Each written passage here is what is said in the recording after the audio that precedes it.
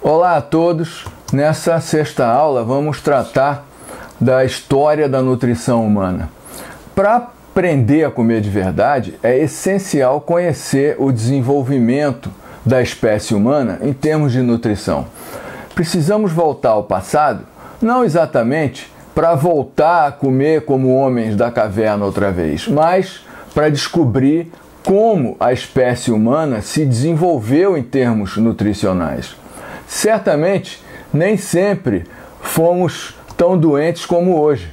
A nutrição moderna é uma lástima. Produziu pela primeira vez na história do planeta obesidade e desnutrição no mesmo indivíduo, além de uma verdadeira epidemia de doenças crônicas que a gente está vivendo.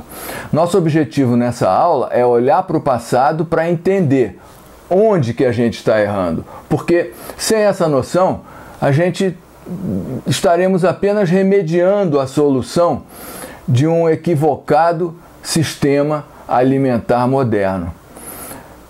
Vamos voltar alguns milhões de anos no passado dos nossos antepassados e verificar como foi a influência da nutrição e a relação entre homem e alimento. Em primeiro lugar, quando comparamos o homem com outros animais nesse planeta, a gente verifica que somos biologicamente uma das espécies mais frágeis. Como teria sido possível sobreviver e dominar todas as outras espécies, sendo que algumas são bem mais fortes do que nós? A resposta simples e curta é que o uso da ferramenta ou da tecnologia nos libertou da restrição de apenas comer alimentos que podíamos acessar com as mãos. Também não ficamos limitados apenas aos alimentos in natura, com o nosso sistema digestivo incrivelmente ineficiente, mas passamos a processar comida de modo a selecionar e preparar alimentos com maior densidade, biodisponibilidade e segurança nutricional.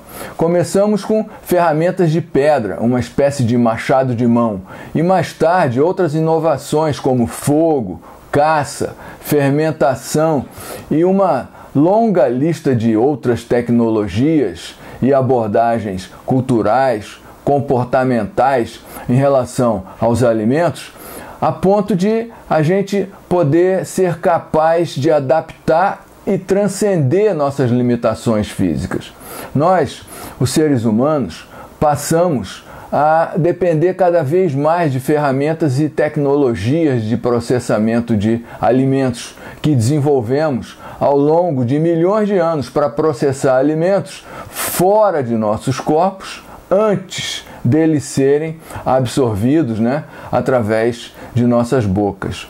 Então, um histórico da densidade, biodisponibilidade e segurança nutricional seria bem pertinente para a gente começar essa análise. Nessa tabela, a gente vê um histórico da densidade, biodisponibilidade e segurança nutricional. Então, a gente tem aí na primeira linha população, coletores, coletores de carne, caçadores-coletores, produtores de alimentos, consumidores, atuais caçadores-coletores. Na segunda linha, a gente tem as dietas de cada um dessas comunidades. Em terceiro lugar, na terceira linha, a gente tem o período. Então, o primeiro período ali, de 5 a 7 milhões de anos no passado, a gente tinha uma população de coletores que comiam limitadas frutas, vegetais e insetos.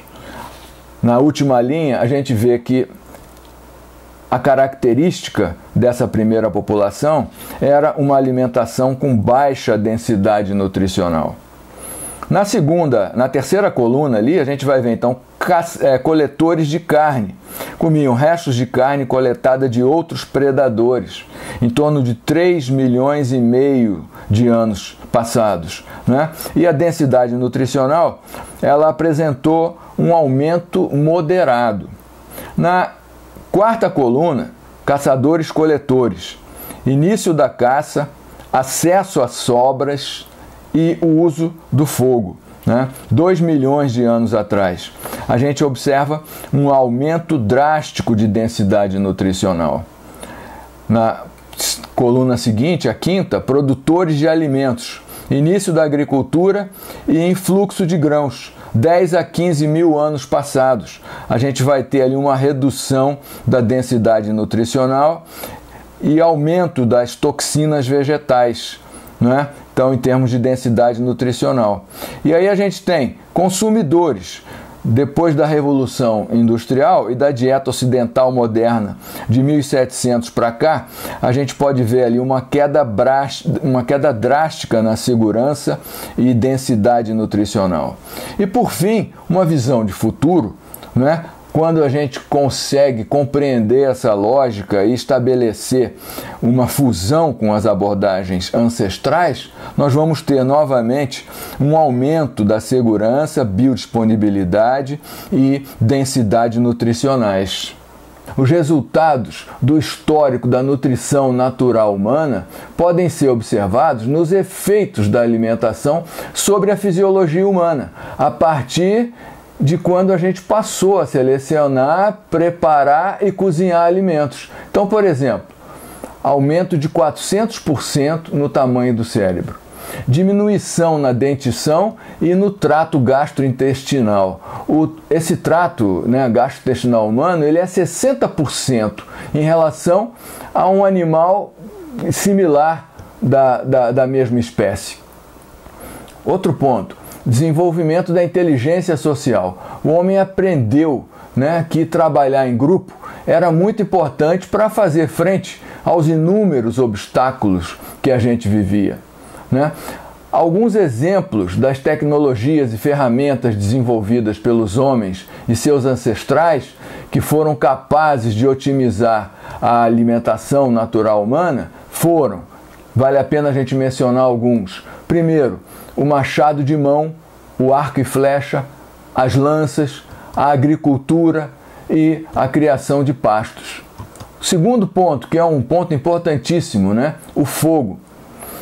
Outro ponto, as cozinhas com seus utensílios, facas de aço, liquidificadores, processadores de alimentos, fogões, espremedores, ventosas, desidratadores, A grande maioria é muito recente, mas serve de exemplo para mostrar o nível de processamento que a gente chegou a conseguir desenvolver, com base, evidentemente, naqueles similares do passado.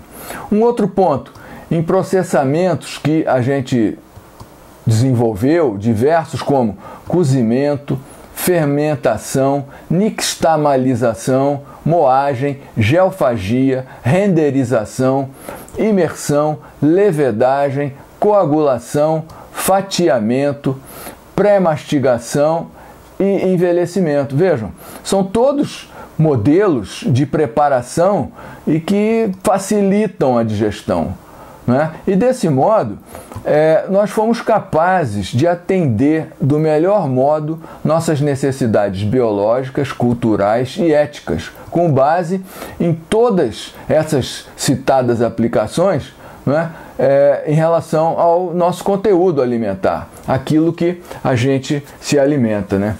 Existem significativas lições nas experiências de nossos antepassados, conexão e vivência de uma dieta realmente nutritiva. Então, por exemplo, vegetais precisam ser detoxificados por segurança e processados, a fim de tornar os nutrientes acessíveis ao corpo. Produtos de origem animal, o uso de todas as partes disponíveis, a gente vê isso na história, do nariz até o rabo, ou como se diz em inglês, nose to tail. Outro ponto, grãos, sementes, nozes e legumes precisam de imersão, germinação e fermentação. Então, como a gente pode ver, nossos sistemas digestivos, eles não foram programados para consumir quase nada do que a gente consome.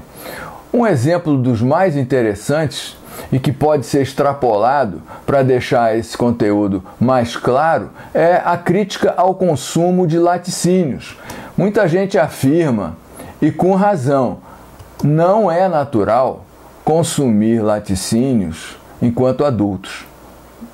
Concordo? Mas veja, os humanos são os únicos animais que bebem leite, comem queijo quando adultos. Nós somos os únicos animais que bebem leite de outros animais. Um total de 68% da população do mundo experimenta algum nível de intolerância à lactose. Então, como é que a gente pode entender essa questão? Essa questão ela é muito pertinente, porque o ponto mais importante para entender aqui é que não é se nossa biologia foi desenvolvida ou não para comer determinado alimento, por exemplo, o leite. A real questão que a gente deve fazer é quais alimentos podem constituir uma parte segura e nutritiva das dietas humanas. E principalmente, como esses alimentos devem ser preparados. Então essa é que é a real questão e a compreensão dela requer uma abordagem completamente diferente, de vez que precisamos entender o paradoxo de que nossos corpos se desenvolveram em dietas a partir dos alimentos que não deveríamos estar consumindo.